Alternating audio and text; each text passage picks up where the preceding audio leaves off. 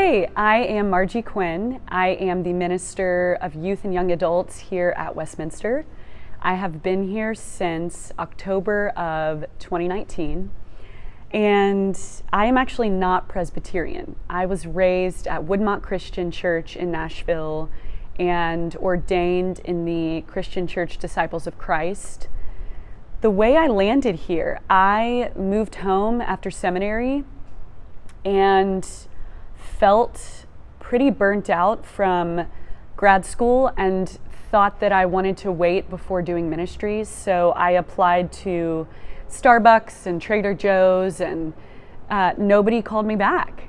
And so I finally looked into church jobs and looked at the application for this position, and it just screamed my name.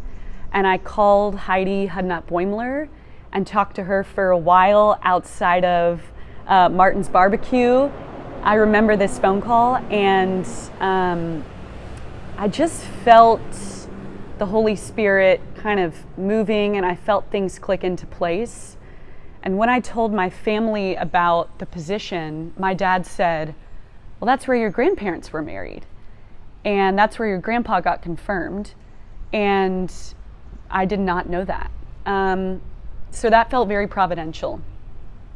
So I started 5 months before the pandemic and did a lot of Zoom small groups, worship services, Bible studies, and a lot of trial and error, a lot of creativity with the youth, and learned a lot about how to be present with people both virtually and from a physical distance during that time.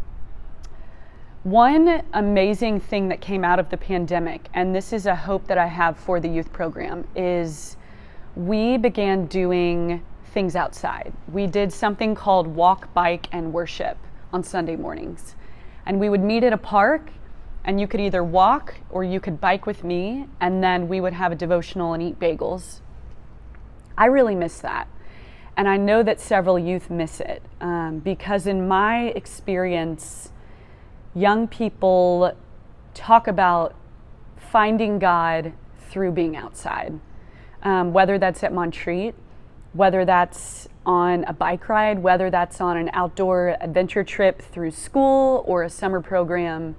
To me, the structure of things like Sunday school, the structure of things like Bible studies, they're very rich, but I think youth need to be in the play. I think they need to experience awe and wonder and something larger than themselves. And I think that often that happens outside. So that's a hope I have for the youth at Westminster.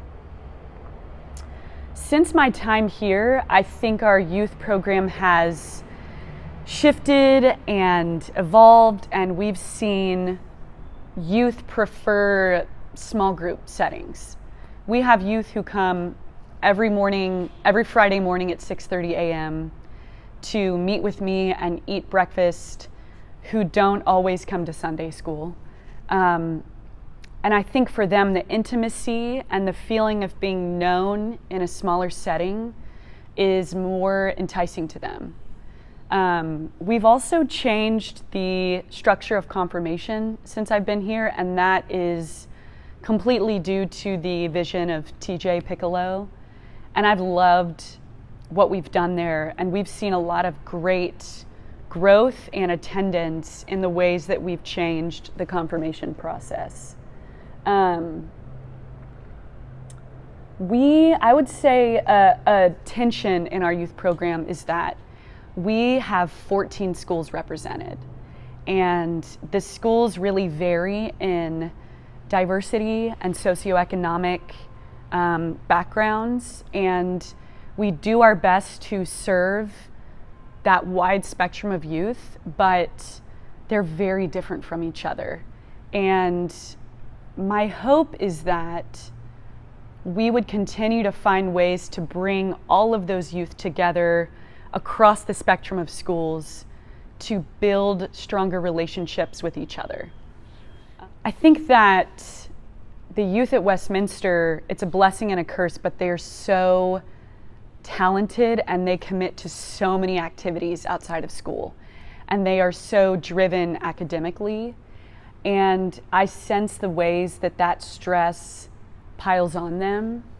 And I want church to be more and more of a respite for them, where they don't feel like they have to perform or know the answers or show up and be on, but that they can come to a place where they can unplug, they can decompress, they can say yes to service trips and summer camp, knowing that their identity and worth is in so much more than school and performance.